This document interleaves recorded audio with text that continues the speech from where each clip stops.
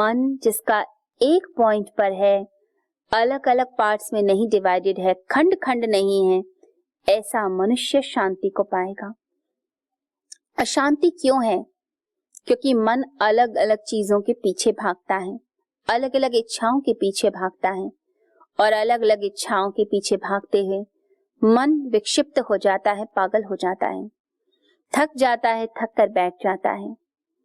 मन भी इतना अद्भुत है, एक इच्छा मनुष्य करता है कि मैं सिगरेट छोड़ दूं क्योंकि मेरी हेल्थ खराब हो रही है, परंतु दूसरे पल ही इच्छा होती है कि तलब लग रही है, मुझे सिगरेट तो चाहिए ही चाहिए।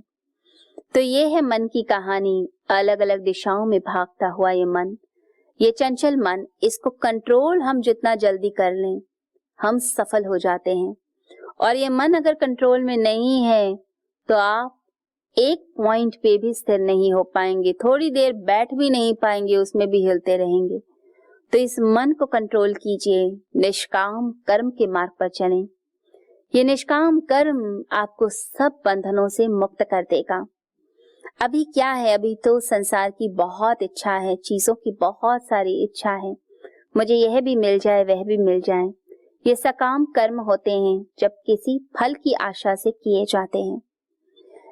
अगर यह आशा स्वर्ग की है, मोक्ष की है, तो भी समझिए ये इच्छा और कामना तो है, ये निष्काम कर्म नहीं हुआ।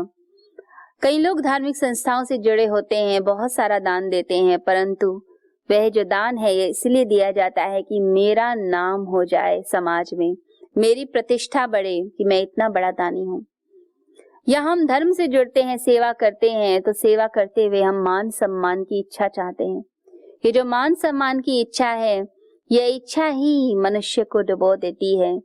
निष्काम कर्मी कभी भी इच्छा नहीं रखेगा, उसको कुछ नहीं चाहिए, वह कर्म के बंधन से मुक्त होना चाहता है। बस कर्म के बंधन से ही मुक्त होने के लिए वह निष्काम कर्म करता चला जाता है, उसे कोई इच्छा नहीं, कोई कामना नहीं।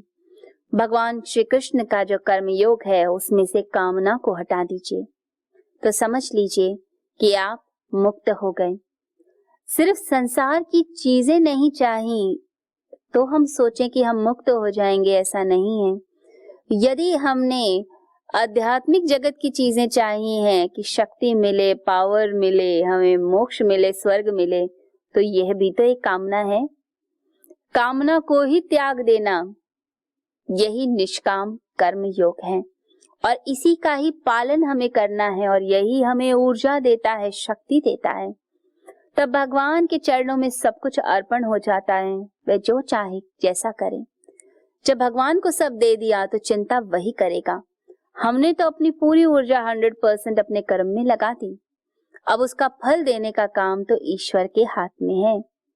निष्काम कर्म अलग ही दिखता है, अलग ऊर्जा से दिखता है। नवजीवन साधना।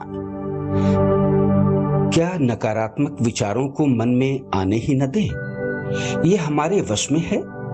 क्या तनाव की जड़ें मन में उपजेंगी ही नहीं?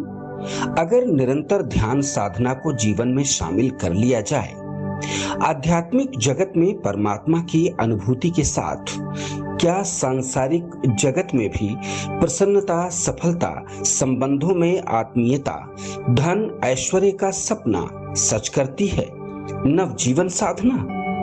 तो इसका जवाब है हाँ। इस कल्पना को साकार रूप देने का संकल्प है गुरुवर श्री सुधांशु जी महाराज व श्रद्धेया अर्चिका दीदी द्वारा भक्तों को ध्यान साधना की एक और अनुपम भेंट, नवजीवन साधना।